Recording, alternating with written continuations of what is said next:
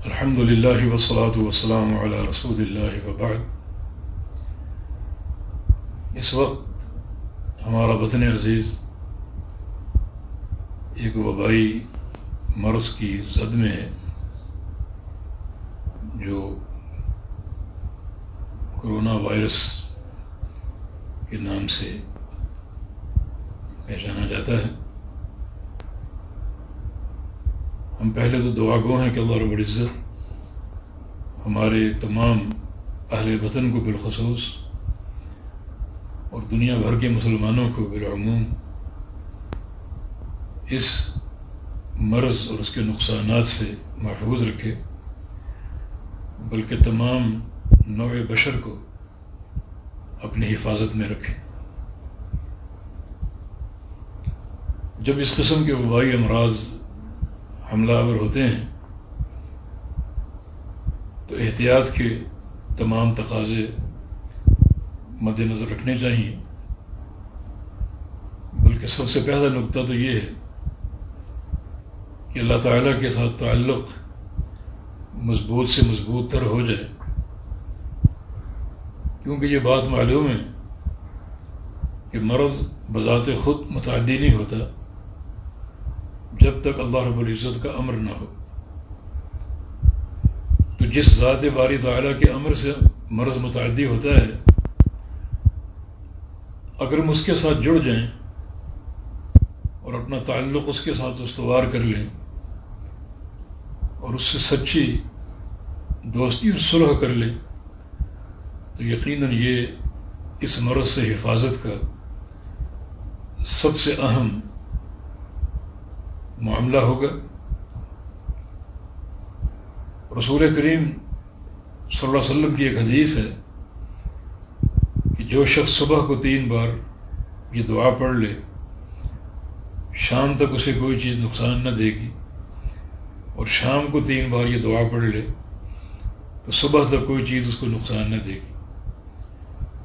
بسم اللہ الذی لا یضر مع اسمہ شیء فی الارض ولا فی السماء وہو السمیع العلیم۔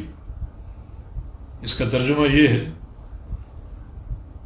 کہ اللہ تعالیٰ کے نام کے ساتھ میں پناہ میں آتا ہوں،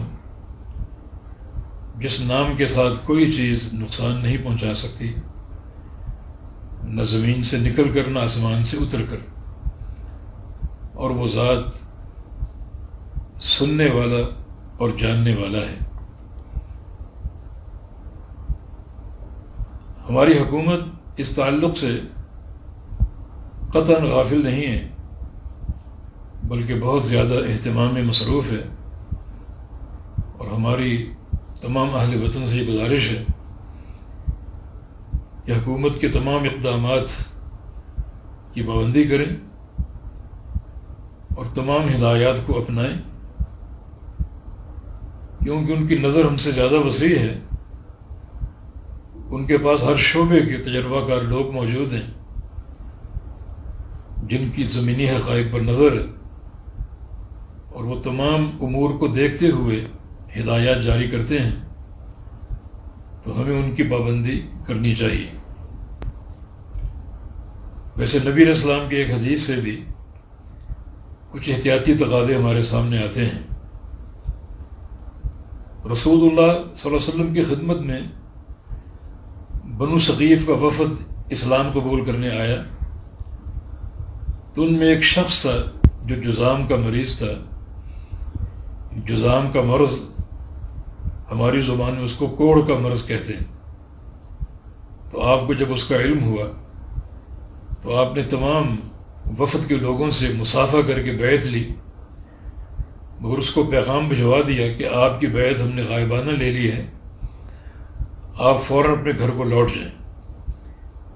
انا قد بایعناک فرجع الی اہلک، ہم نے آپ کی بیعت لے لی ہے، آپ اپنے گھر لوٹ جائیں۔ یہ حدیث صحیح مسلم میں ہے۔ تو اس میں بہت سی باتیں معلوم ہوئیں، لیکن خاص طور پہ 2 باتیں معلوم ہوئیں۔ ایک تو یہ کہ جب مصلحت کا تقاضا ہو تو مصافحہ ترک کیا جا سکتا ہے، حالانکہ بیعت کا مصافحہ ملاقات کے مسافے سے زیادہ اہم ہے، مگر آپ نے مصافحہ کیے بغیر اس کی بیعت قبول کر لی۔ دوسرا آپ کا یہ فرمانا کہ اپنے گھر لوٹ جاؤ، اس میں اس بات کی دلیل ہے کہ جب اس قسم کی وبا ہو اور اس کے پھیلنے کا اندیشہ ہو تو انسان کو گھر میں معصور ہو جانا چاہیے۔ تو یقیناً جو گورنمنٹ کی ہدایت ہے لاک ڈاؤن کے حوالے سے اور گھروں میں وقت گزارنے کے حوالے سے، یہ بڑی اہمیت کا حامل ہے، تو اس کی پابندی کی جائے، اور یہی چیز اس مرض سے نجات کا باعث ہوگی۔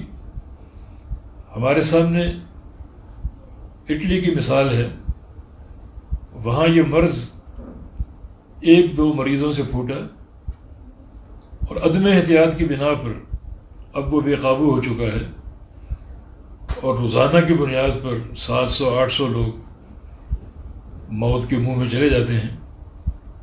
یقیناً یہ تشویشناک صورتحال ہے، اللہ تعالیٰ سب کی حفاظت کرے۔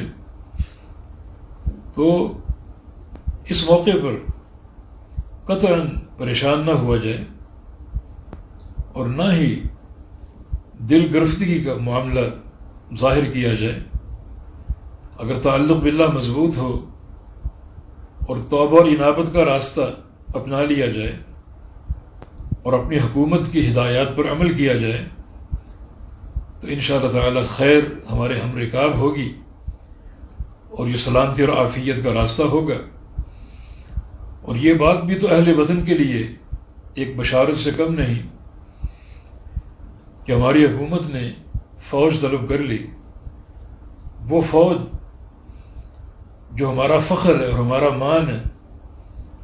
جب بھی ایسی کسی موقع پر فوج آ جاتی ہے، یک گونا ایک اطمینان حاصل ہوتا ہے اور ماحول پرسکون ہو جاتا ہے۔ تو انشاءاللہ تعالی اللہ تعالیٰ کی مدد کے ساتھ ساتھ ہماری فوج کی جدوجہد اور ہمارا ہر طرح کا تعاون اس مرض کے مقابلہ کے لیے کافی ہوگا۔ حسبنا اللہ و نعم الوکیل، اللہ ہمیں کافی ہے اور وہ سب سے بہترین کارساز ہے۔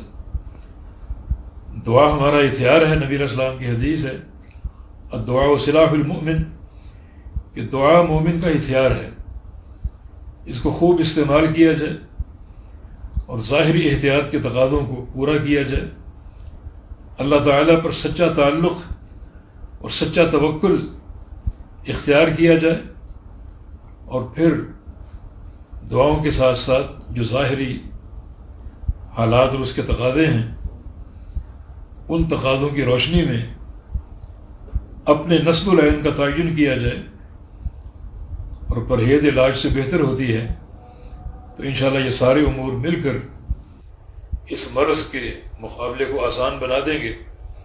میں اپنے اہل وطن کو توبہ اور استغفار کا راستہ اختیار کرنے کے ساتھ ساتھ باہمی ہمدردی، غم گساری، مواسات اور تعاون کی نصیحت بھی کروں گا۔ یہ موقع یقیناً باہمی تعاون کا ہے، اور یہ تعاون یقیناً ایک بہترین صدقہ قرار پائے گا، اور صدقہ بیماریوں کو ٹالنے کا سب سے بہترین حل ہے۔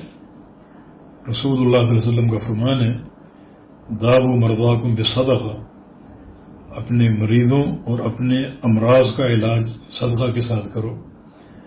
اتنی قوت ہے صدقہ میں کہ رسول اللہ صلی اللہ علیہ وسلم کی حدیث ہے الصدقۃ تطفئ النار کما یطفئ الماء الحطب، کہ صدقہ تو جہنم کی آگ کو بجھا دیتا ہے۔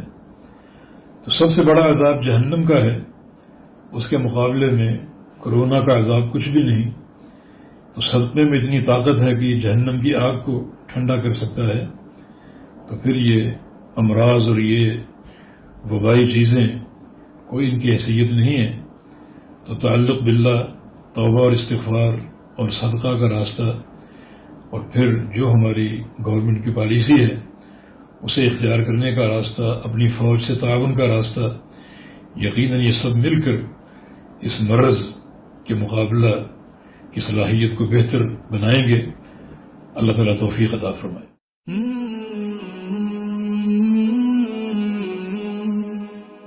سبسکرائب کریں اور بیل آئیکن پر کلک کریں تاکہ آپ کو بر وقت ہماری ویڈیوز کا نوٹیفیکیشن مل سکے.